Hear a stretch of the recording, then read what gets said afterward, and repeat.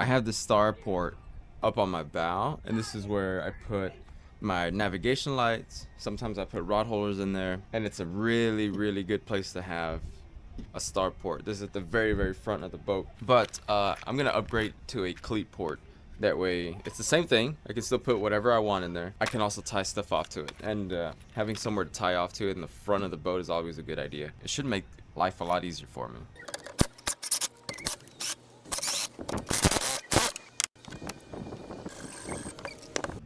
Thinking about putting it like that.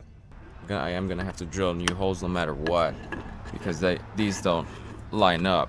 This is a much smaller base. There's only two bolts exposed, but you are using 4 bolts. So you have 2 longer bolts that go on top of this face, and you have 2 shorter bolts that go in there. Let's mark our spots, and then we can drill. Line this up.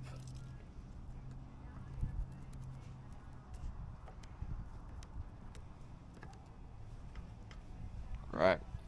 So I'm going to use the bolts as a guide to how thick of a drill bit I need to use. Okay. Looks like 3/16 will be our winner. When I put these on top of each other, I can still see the teeth. I can still see the thread on the other side. This one's a little bit of a better match. This is a 13/64. I can still see the thread on the outside when I lay the drill bit in front of the bolt. This is gonna have to dig in just a little bit once I have the hole made.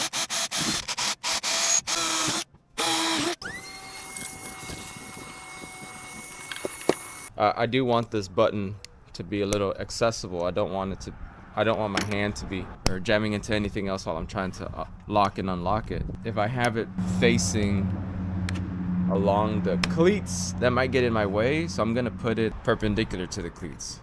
Lock, unlock, or unlocked, locked.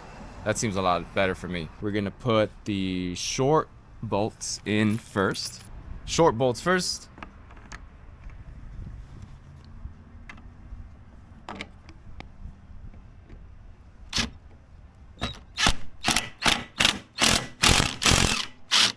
All right, there we go. Next one, back.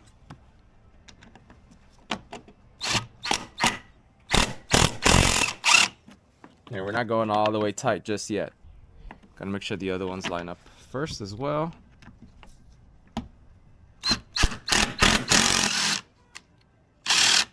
That's good.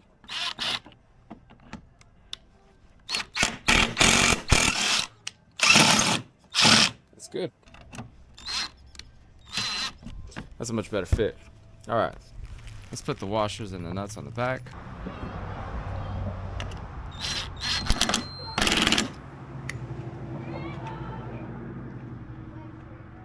You do have to hold the nut on the opposite side to make sure it doesn't just spin freely. To actually tighten it, you do have to hold the nut down.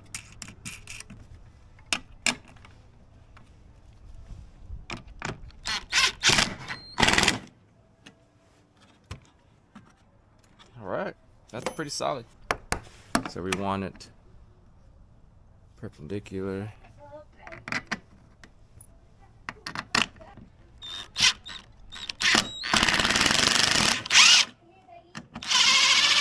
I have cleat ports on the gunnel of the boat, and I have towed a lot of different boats with these cleats. So they're definitely strong enough for the job. Nobody believes it when that I'll be able to tow them. My boat's not very big, and these cleats are not metal, but they are plenty strong.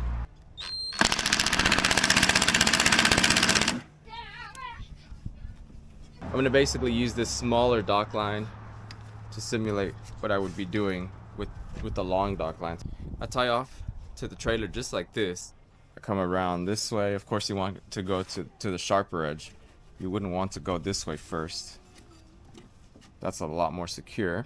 All the way around, loop once, and then invert the rope on itself like that. And that's a secure line right there.